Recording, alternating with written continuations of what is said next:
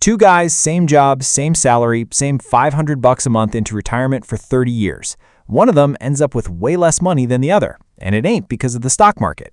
Look, everybody tells you to save for retirement. Nobody tells you that where you save it matters almost as much as how much you save. Most people are getting this completely backwards. Mike and Chris, both 30, both making $75K a year.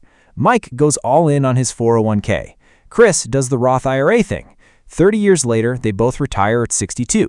Both log in, both see $1 million on the screen. Both think they made it. Only one of them actually did. Let's break down exactly why, because there are 10 massive differences between these accounts you need to know. First up is tax timing. Here's the thing about a 401k. Money goes in before taxes. Feels great in the moment, smaller tax bill today.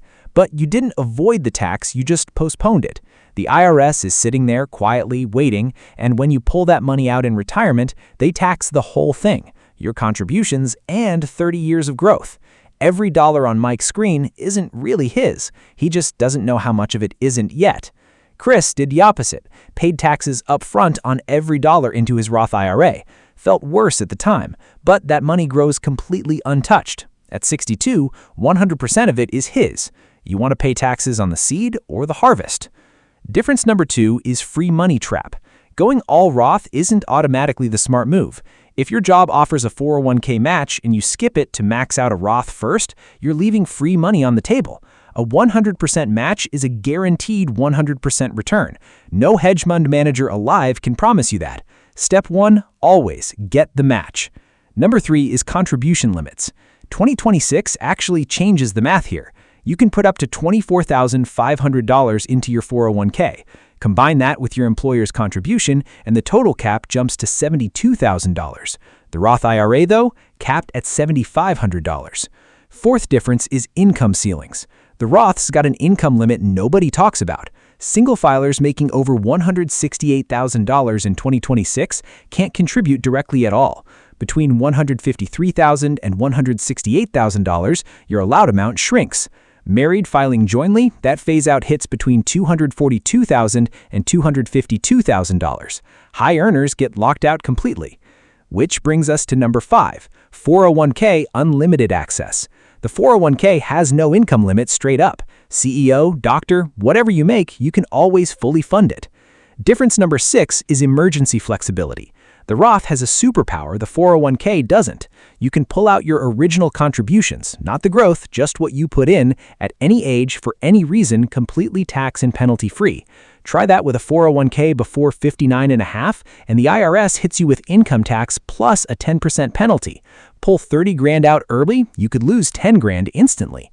The Roth basically doubles as a stealth emergency fund. That's what most articles cover. Here's what they don't. Number 7 is required minimum distributions. Fast forward to retirement. You think you'd coast now. Nope. The 401k has a trap. Once you hit 73 or 75, depending on when you were born, the government forces you to start pulling money out whether you need it or not. And since it's all taxable, it can shove you into a higher bracket right when you least expect it. Zero forced withdrawals with a Roth. Difference number 8 is the Social Security tax torpedo.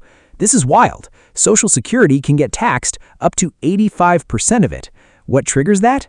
Other taxable income, like those forced 401k withdrawals, pushing you over a threshold. Roth withdrawals don't count towards that number at all. Number 9 is Medicare surcharges. Your Medicare premiums are based on your income from 2 years earlier. Spike your income pulling from a 401k, and suddenly you're paying way more than the guy next to you withdrawing the exact same amount from a Roth. It's called IRMAA. It can double, sometimes triple your premiums. Nobody warns you about this in your 20s. You find out at 65. And finally, number 10 is the 2026 catch-up rules.